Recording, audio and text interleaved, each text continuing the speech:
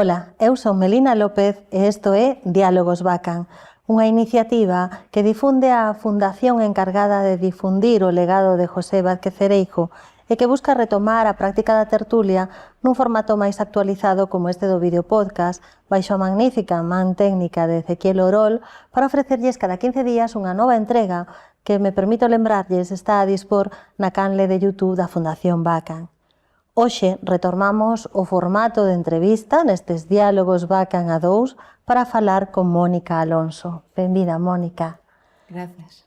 Mónica Alonso ten unha traxectoria tan ampla que, se me permiten, vou dar unhas pinceladas para lles presentar. É artista plástica e dende o ano 2022 é académica de número da Academia Galega de Belas Artes. Iniciou a súa traxectoria no ano 1997 cunha exposición na Fundación La Caixa onde se podía ver a súa obra Adosados 3, que logo pasaría a formar parte da colección permanente do Museo Provincial de Lugo. Mais adiante, Mónica pasa períodos en Nova York con ocasión de certas becas, ata que en 2005 chega a Roma cun proxecto centrado na obra de Federico Fellini. O seu interese pola arquitectura e máis pola psicoloxía lévana en 2012 a crear a disciplina do psicoespazo e certas teorías relacionadas con ela. Actualmente, podemos ver no Gaiás a exposición As estacións do ano, que precisamente é comisariada por Mónica Alonso. Novamente, benvida á túa casa, Mónica, grazas por estaren aquí. Se me permites, di... No, gracias a vos por convidar. Claro, se me permites, gustaríame comezar esta entrevista, esta conversa, falando precisamente desa exposición, As estacións do ano, que podemos visitar no Gaiás ata setembro deste ano, e que reúne pezas de aproximadamente 60 coleccións, verdad? Casi 70 artistas. Casi 70 artistas, dos máis destacados de Galicia. Dice desa exposición que pon o foco na parte emocional e simbólica. Podemos explicar isto un pouco? A exposición As estacións do ano na arte galega dos séculos XX e XXI é como un todo. Por unha parte, está como un desexo meu de poñer xuntos os últimos 125 anos da arte galega. Porque creo que é de gran interese para a visualización da nosa cultura, da nosa plástica, ter nunha única visión todo ese marco temporal.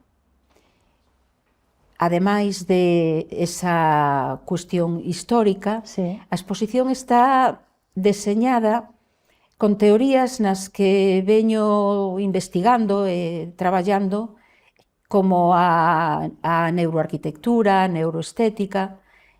Entón é unha exposición espacialmente moi perceptiva. Ten como dúas partes, un linear de experiencia na que o espectador, digamos, se limpia de todo o que trae do exterior e se prepara para ver o importante que é a obra. Ese linear de experiencia está formado por un espazo depurador azul ceo, unha cabina de calor e unha cabina de frío. Dende a cabina de calor, o espectador accede ao verán e á primavera, donde tamén a transformación espacial é a simulación de que o chan e a parede son da mesma cor, o que fai un efecto envolvente. E as estacións están diseñadas con obras de arte. Sí. E o espectador pode ver dun xeito individual obras maravillosas e o conxunto de todas as obras, porque todas están relacionadas unhas coas outras para conseguir crear o todo. Perfecto, é unha experiencia bastante inmersiva polo que contas. Sí, totalmente. E de feito vamos a presentar un proxecto que amplía esta percepción, que se titula Segunda pel de inmersión espacial, que presentaremos agora en breve para poñer tamén en marcha na exposición. Dentro desta exposición que estamos a falar, e dentro desta mesma instalación do Gaiás? Sí. Perfecto. Falaba antes na presentación das túas primeiras obras, pero actualmente estás preparando, penso, unha exposición retomando esas primeiras obras, é verdade? Sí. E por qué? Por que volver a elas, Mónica? Eu empecé a traballar, estas obras son do ano 92, Ajá. no, 93-94, cando eu tiña 23 anos. Sí. E representan o meu dormitorio da infancia, Ajá. de cando tiña 4, 5, 6 anos. Son unhas representacións espaciais que sempre estiveron conmigo, eran como unha incógnita, sempre. Era como, que son, que hai aí, ata que no 2024 me puxen a traballar con outro tipo de representación espacial que eran como habitacións, cuartos que explotaban. Ajá. Investigando, descubrín que os deseños desos espazos do dormitorio da infancia do 93 e do 94 respondían a episodios de macropsia. Entón agora quero, con esta exposición, poñer xunta toda esta obra, dende o 93 ata o 2024, para explicar os meus intereses espaciais e por que eu diseño o tipo de espazos que diseño. Xa sabemos onde vai ser esa exposición? Sí, no Museo do Gravado e Estampa Digital de Ribeira. En Ribeira, moi ben. Teño entendido, se me equivoco, corríxesme, que a cama é un elemento moi relevante. Sí, a cama é fundamental no meu traballo. Eu sempre digo que donde pos unha cama xeras un dormitorio. Ajá. Se pois unha cama nun baño, é un dormitorio con baño. Ademais, é como é o moble que máis nos acolle, é importante en moitísimas situacións e, sobre todo, é o vehículo cara ao inconsciente, cara aos soños, que é unha parte que traballei moito. Esa cama está ligada tamén ao apego? Eu creo que todos temos a nosa cama. Ajá. E tamén vamos ocupando distintas camas. Sí. Moitas, sobre todo a cama da infancia, é moi importante porque tamén un espazo de transición, de acollida, porque nacemos, pasamos ao berce, este vai medrando, vamos ocupando outras camas, e é claro, tamén como unha aprendizaxe de desenvolvemento persoal. Falabas da conexión que existe entre a cama e outro estado da mente. Carl Jung, que todos coñecemos, suxire que os artistas poden explorar símbolos ou imaxes que residen na súa psique profunda, ese arte inconsciente. Concordas con esta percepción de Jung? Sí. Jung dase conta de que non só existe a mente consciente, senón que tamén hai un estado inconsciente. Un inconsciente persoal e un inconsciente colectivo que nos leva aos arquetipos. Hai, que eu tamén o traballo moito, hai arquetipos como a nai, a casa, que son comuns a todos nós. Exacto. Que están no noso psique, no noso interior, e que afloran dun xeito espontáneo en moitos casos. Entón, o artista é como un medium, un vehículo moi importante para facer presentes e visualizar todas esas imaxes do inconsciente, que son moitas veces propias do artista, sí, pero que tamén comparte con todo o inconsciente colectivo. Consideras, polo que estás falando, que o período da infancia, o que dixeches antes, o período da infancia determina en gran medida a nosa vida adulta? Sí, totalmente. A ver, explícanos isto un pouco, por que pensas que isto é así? Cada día que saio á rúa e vexo un carriño con un neno, e lembro tamén a crianza de meu fillo, é evidente toda esa aprendizaxe. que vamos pasando conforme vamos cumplindo anos, e todo está moi estudiado nos procesos de crecemento. Vamos aprendendo, e sobre todo no espazo, como individuos, vamos aprendendo, vamos chegando ao espazo aprendido, Vale. que se forma parte de nosoutros e, dun xeito tamén inconsciente, o vamos repetindo e proxectando na nosa vida adulta. Eu creo que moitas veces, se fala moitas veces dos traumas da infancia, ou de volver a determinados momentos da infancia para solucionar momentos de conflicto de adulto. Por iso que para min o proceso da infancia é fundamental. Na parte persoal tamén o foi? Sí. Sí?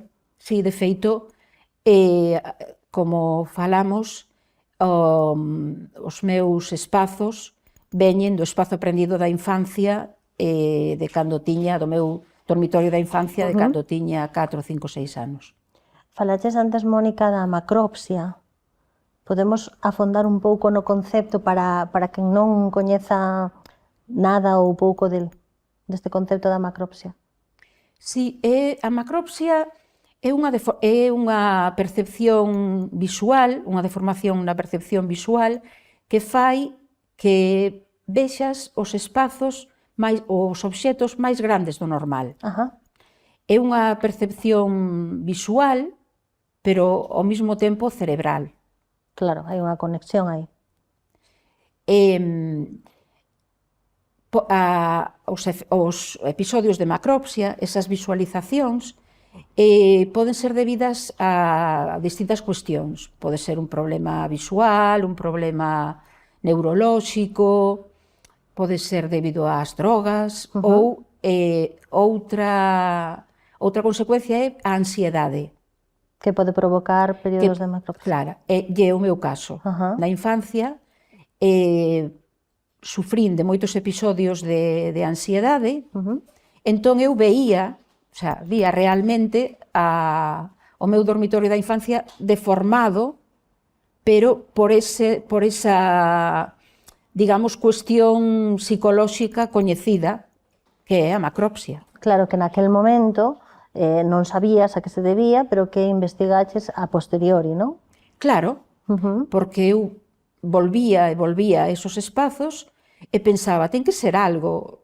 Ten que ter unha explicación. Ten que ter unha explicación, ten que ser algo real, non pode ser algo que me aconteza a min únicamente, tamén pensando no inconsciente colectivo. Claro. Entón, buscando, descubrín a macropsia, a micropsia, que está moito máis presente do que pensamos. Sí, porque polo que falas. É tamén como o síndrome de Alicia no País das Maravillas, ou Julio Verne, Oliver Sacks, Kafka. Hai moitos episodios de macropsia ou micropsia ou de percepción espacial distinta que nos fan crear mundos que non son do real, pero que sí pertence ao noso tamén consciente. Claro, un fai un mundo propio a partir deses episodios e cadra, non? Depende de como se enfoquen. Sí. Sí. É certo, Mónica, que como artista buscas o que se chama contacto clínico co espectador? Sí. Veño traballando dende sempre nos espazos terapéuticos. Agora estou traballando nun proxecto que me ilusiona moitísimo, que é a psicohabitación, que é o diseño dun espazo específico para unha persoa en concreto, para un espectador, cliente en concreto, que só entende esa persoa, porque é o debuxo dun dormitorio feito coa descripción desa persoa, coas descripcións desa persoa. Entón, é só para esa persoa, só o entende. E para o resto dos espectadores é unha escena máis. Entón, interésame moitísimo esa conexión directa co espectador. Tú a tú. Pola percepción que poida ter, polo seu sentir. Digamos que é como curativo, sanador. Vale.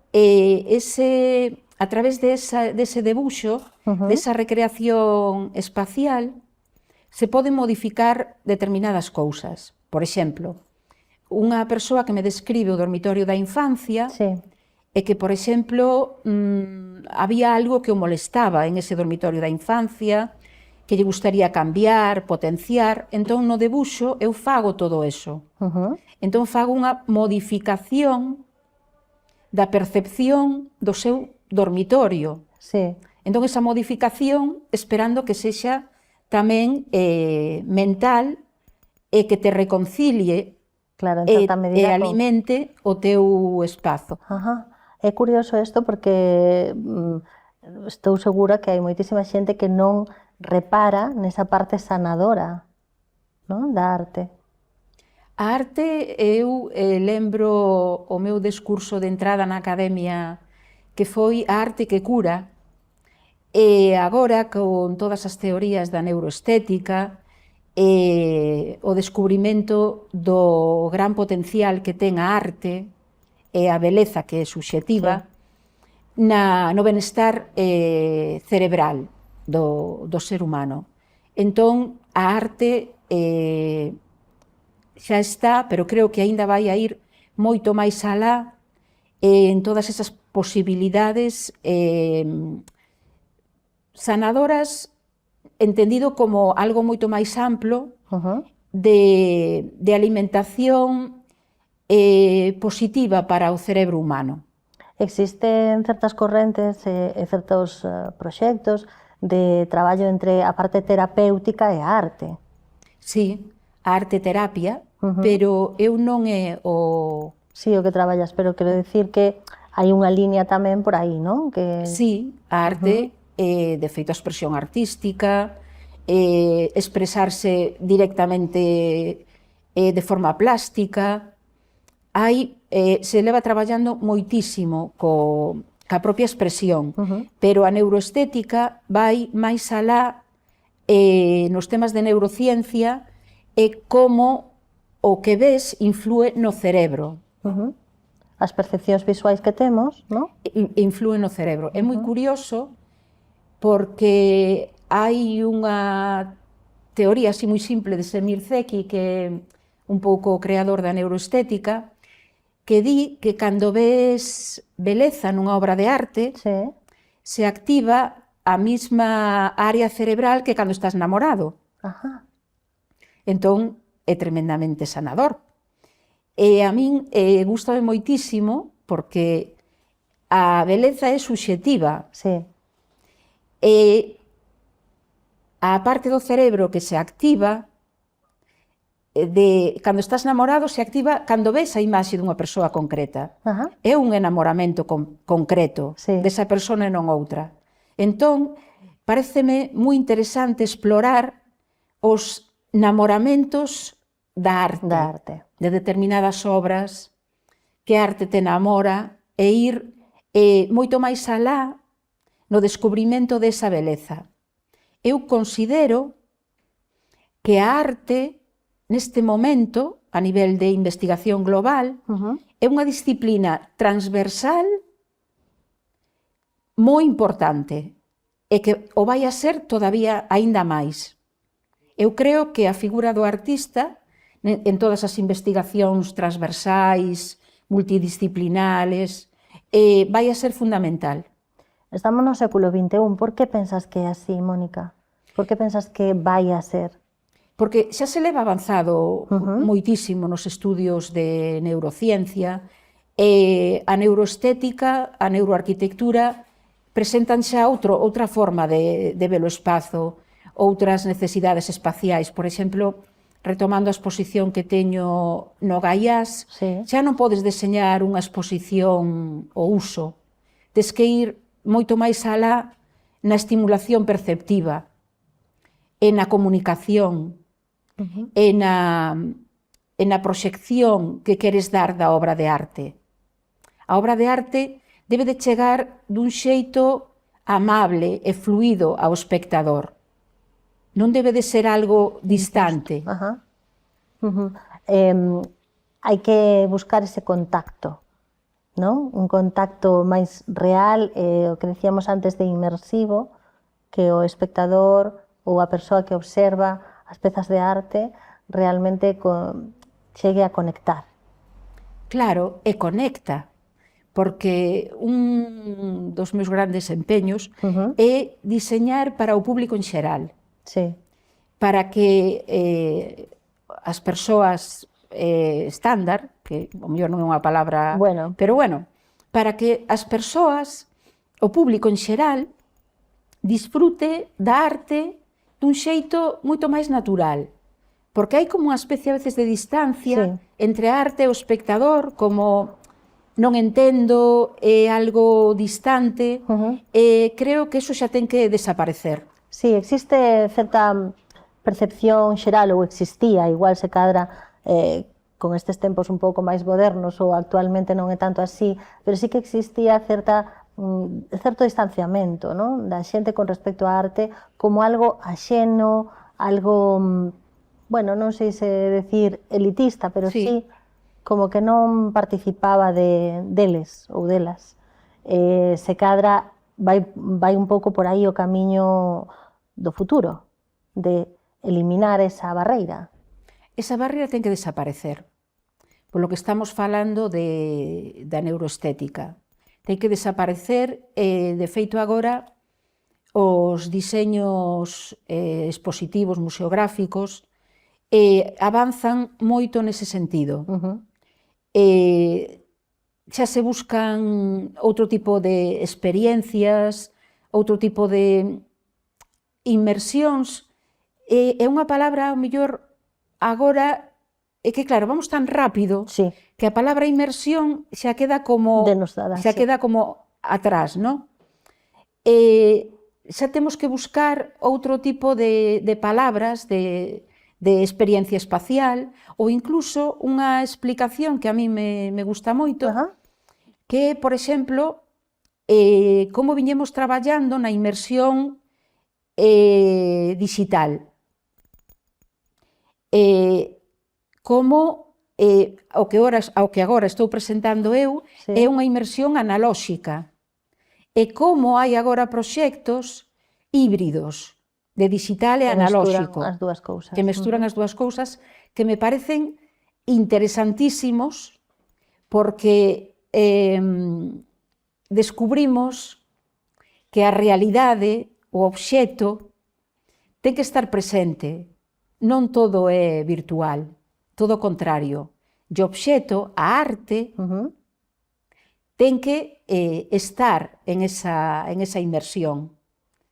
Entón, eu falo, no meu caso, no proxecto que diseñei dunha inmersión analóxica, e falo do gran interese das inmersións híbridas. O obxecto ten que estar, como concebimos isto nunha era, como decías, prácticamente digital? Vamos cada vez a menos contacto, menos realidade, realidade coñecida como ata o de agora, e máis a unha realidade axena a xente. Como se concibe isto? Eu creo que é o contrario. Na investigación que estiven facendo sobre a historia da arte do século XXI,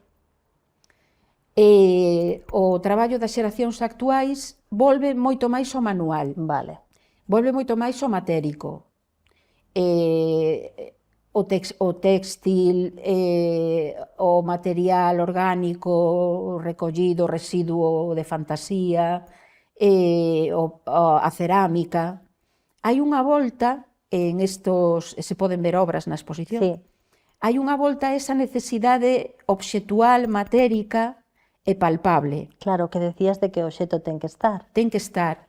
Entón, eu creo que existe unha necesidade tamén de volver ao obxecto. Pode ser que neste momento, é que claro, é o que che comentaba, vamos como moi rápido, entón o que o mellor agora estamos dicindo dentro de unha semana xa cambiou, non?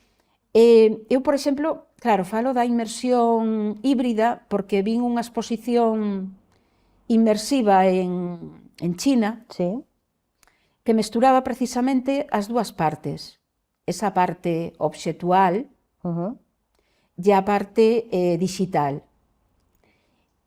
E era verdadeiramente moi interesante. E o espectador entraba dunha forma moito máis plena, porque o corpo necesita contexto, necesita obxecto, necesita referente.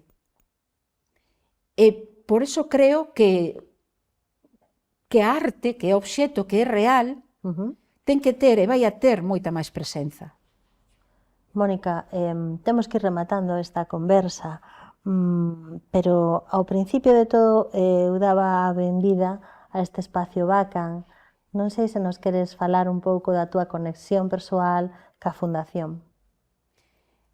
Estou no padroado, estou, a verdade, moi agradecida por pensar que eu podo aportar algo á Fundación. Pareceme unha fundación moi importante porque ten un proxecto moi amplo, por exemplo, o diálogo que estamos tendo agora, busca conectar coa sociedade. Entón vexo tamén, agora que estábamos falando, a gran importancia que pode ter a Fundación na presentación dese obxecto, desa obra de arte que neste caso nos está rodeando. Nos está rodeando e nos está dando, a mí por lo menos, está rodeada de arte, me está dando prazer. Entón, a Fundación creo que ten un futuro moi enriquecedor. Esa parte social, un pouco de contacto, non? Bueno, co que decíamos antes, de xente que non é axena, é un pouco máis axena ao mundo da arte, pero ese enlace moi positivo, verdad? Sí, é que é fundamental. Eu sinto dicilo tan así, pero sí ou sí. Ten que ser. Ten que ser. Ten que ser. Bueno, moitas grazas, Mónica, por estaren connosco, por adicarnos este momento e, sobre todo, por explicar tan plásticamente o teu traballo e o que significa a arte agora mesmo nos nosos días. Moitas grazas por estaren aquí. Moitas gracias a vosotros. Aos nosos seguidores quero dicirlles que nos vemos moi pronto noutro diálogo ou noutra entrevista Bacan e que poden suscribirse de xeito gratuito á canle de YouTube da Fundación. Ata pronto.